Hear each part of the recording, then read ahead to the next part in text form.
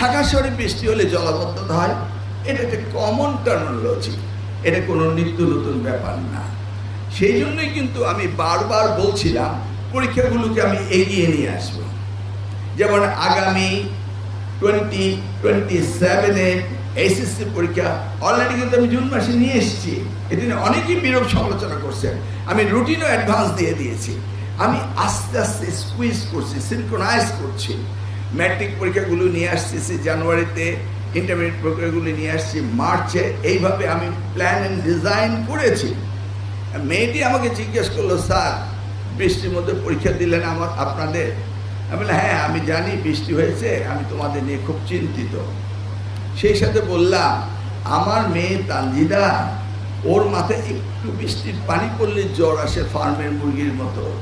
সেই জন্য আরও বেশি চিন্তা করতেছি তোমাদের কি জ্বর আসে কি না। সেই জন্য আমি খুব উদ্বিগ্ন, যেটা হয়েছে তো হয়েছে, জ্বর আসে কি না। কিন্তু কি করা যাবে, আমাদের পরীক্ষা তো সকলের সাথে কথা বলে বলতে হয়। সকলেই বলেছে পরীক্ষা নেওয়া যাবে। লক্ষ্মী মা পরীক্ষাটা দিয়ে দাও, মাকে বলো এক কাপ কফি বানিয়ে দিতে, পড়ার টেবিলে বসে দাও। ইউসি শিক্ষার্থীরা তারা এই ধরনের একটা ন্যারেটিভ, এই ন্যারেটিভটাকে তারা নেগেটিভে নিয়ে গেল। ইউসি জাতি যদি এইভাবে অর্থ কানা হয়ে যায় তাহলে তো আমাদের ভবিষ্যৎ ভালো হবে না।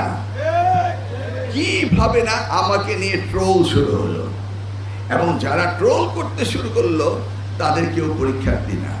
আমি তো ঢাকা শহরে আইডিয়াল কলেজ বা ল্যাবরেটরি স্কুল বা ভিকারুন্নেসা, আমি তো কাউকে দেখিনি আন্দোলন করতে, না কেউ আন্দোলন করতে আসেনি। এইভাবে আন্দোলন করে মিসগাইডেড করে কি একটা হ্যাভক সৃষ্টি করলো। ধরুন আজকে জিওগ্রাফি সেকেন্ড পেপার পরীক্ষা চলছে, আমি মিডিয়া ভাইদের বলছি, আপনি নিশ্চয়ই দেখেছেন, নাম বলে তাকে পপুলার করতে চাই না, বলল যে জিওগ্রাফির সেকেন্ড পেপার প্রশ্নপত্র আউট হয়ে গিয়েছে। আউট কি হয়েছে? পরীক্ষা তো শেষ হয়ে গেছে, পেয়েছেন? এই যে মিডিয়া মিস ইন্টারপ্রিটেশন করে, এখন মনে হচ্ছে যেন নকল হচ্ছে, প্রশ্নপত্র বেরোচ্ছে, এগুলো না হলেও বানিয়ে বানিয়ে বলতে হবে। If this is the intention to the nation, how could you develop? But সত্যি বলছি, আমরা এসছি এই জাতিকে সুশিক্ষিত করার দায়িত্ব পেয়েছি।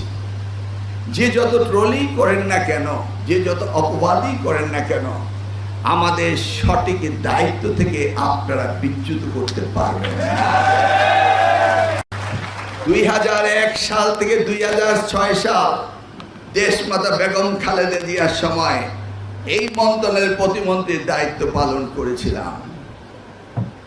আর আজকে তারই জ্যেষ্ঠ সন্তান জনাব তারেক রহমানের আন্ডারে আমি দায়িত্ব পালন করছি। কি করে আপনারা ভাবতে পারেন যে অন্যায়কে প্রশ্রয় দিতে আমাকে নির্দেশ দেওয়া হবে? নিশ্চয়ই না। আপনারা আপনাদের অবস্থানে কঠিন থাকুন, লেখাপড়া আমাদের করতেই হবে এবং তার মান উন্নয়ন আমাদের করতেই হবে।